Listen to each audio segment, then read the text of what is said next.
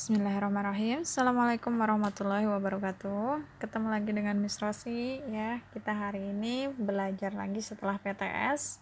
Materinya kita berganti dari menggambar teknik perspektif menjadi materi seni kriya ya. Minggu lalu Miss udah berikan tugas ya, penugasan awal untuk menyaksikan video ya.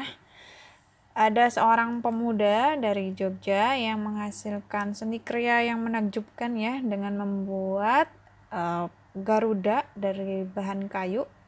Itu gabungan dari seni kriya dan juga seni kinestetik, artinya seni yang bisa bergerak sendiri dengan bantuan mesin ya gitu. Jadi seni rupa itu banyak ya jenisnya. Kita pelan-pelan akan belajar satu persatu. Untuk kali ini kita akan belajar seni kriya. Nah, Miss udah lihat nih PR kalian. Gimana hasilnya ya? Ada yang benar, ada yang salah ya.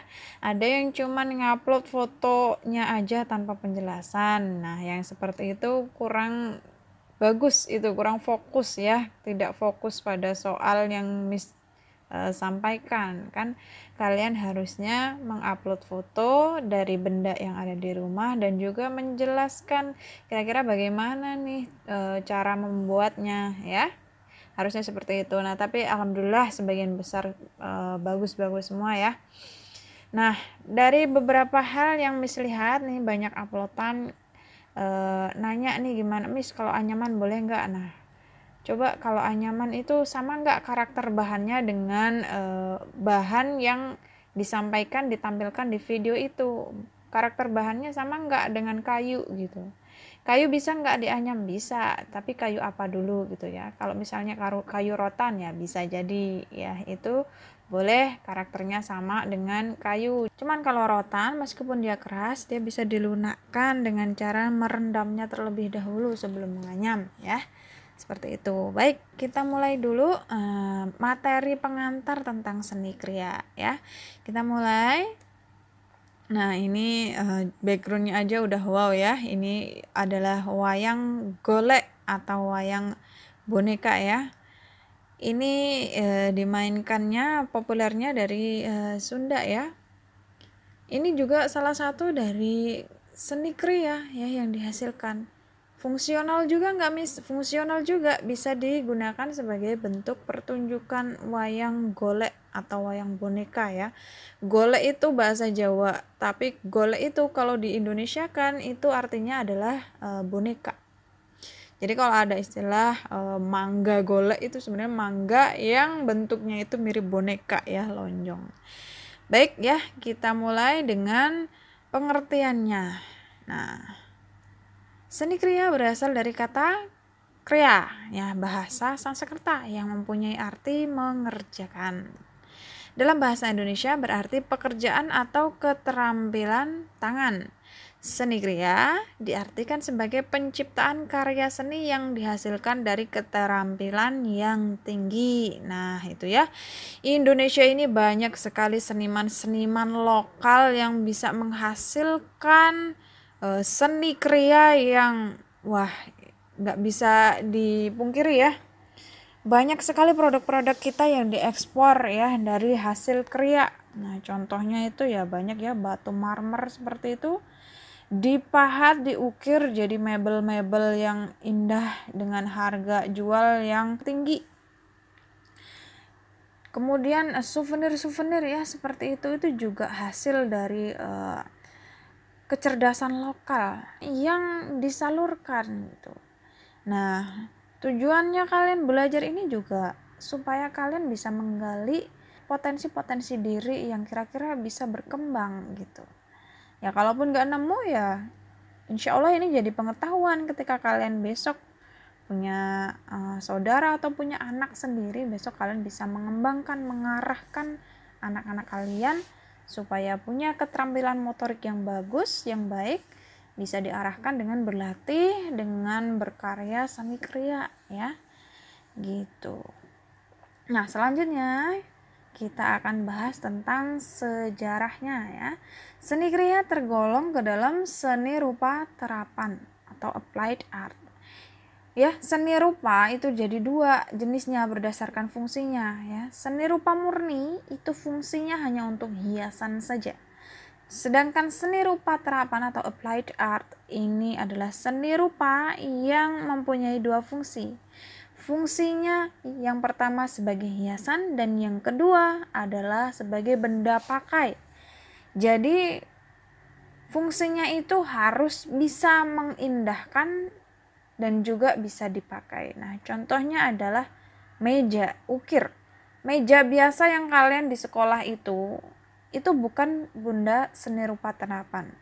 Kenapa? Karena benda itu tidak untuk menghias ruangan kelas ya. Kecuali meja kalian itu yang di sekolah, yang di kelas itu dikasih ukiran-ukiran. Nah, itu fungsinya untuk memperindah, tapi juga bisa digunakan. Jadi kalian bisa menggunakan meja itu. Ya, itu seni rupa terapan.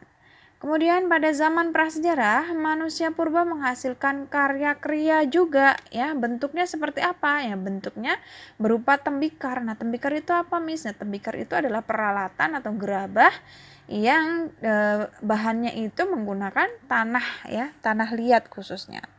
Tapi mereka juga bisa ini ya, seni krianya mereka membuat jenis-jenis kapak ya, kapak perunggu, kapak lonjong ya, itu benda-benda kriya yang masih sederhana ya, seperti itu. Kemudian pada masa lampau, para kriyawan keraton menghasilkan karya seni dengan ketekunan dan konsep filosofi tinggi serta memberikan legitimasi sebagai produk seni kriya ya, seperti itu. Selanjutnya kita akan bahas fungsinya. Nah, fungsinya ada beberapa ya. Yang pertama adalah sebagai hiasan atau pajangan. Nah, contohnya apa? Contohnya seni ukir ya. Bisa jadi ukiran yang ada di kursi, di meja, di pintu, di bingkai cermin.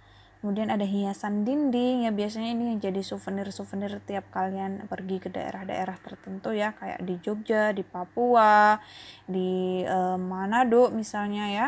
Kemudian jadi cenderamata, kaligrafi ya, itu kaligrafi yang berupa ukiran ataupun kaligrafi yang berupa teknik apa, misalnya sulam atau lukis ya, itu bisa jadi sebagai hiasan atau pajangan. Kemudian ada bisa jadi benda fungsional atau benda pakai. Nah, ini contohnya adalah senjata. Kemudian perabotan keramik, mebel atau furniture. Ada lagi juga jadikan sebagai peralatan rumah tangga ya. Misalnya bakul nasi, centong, kemudian wajan ya. Kemudian ada kuali, ada juga kain yang untuk gendongan ya, seperti itu. Kemudian contohnya jadi benda ritual. Nah, ada bokor air. Bokor air ini apa, Miss? Tempat untuk naro ini ya, bunga dan air yang buat sesaji itu ya. Kalau zaman dahulu nih, bokor air ini bisa dijadikan sebagai tempat untuk cuci tangannya raja. Nah, atau tempat air minumnya raja, tapi banyak juga yang dijadikan sebagai tempat air bunga untuk ritual ya. Kemudian kain batik. Nah, kain batik ini banyak filosofinya ya. Misalnya ketika ada orang yang meninggal itu ditutupi kain batik. Nah, kain batiknya ini motifnya namanya motif selobok ya, ini seperti ini.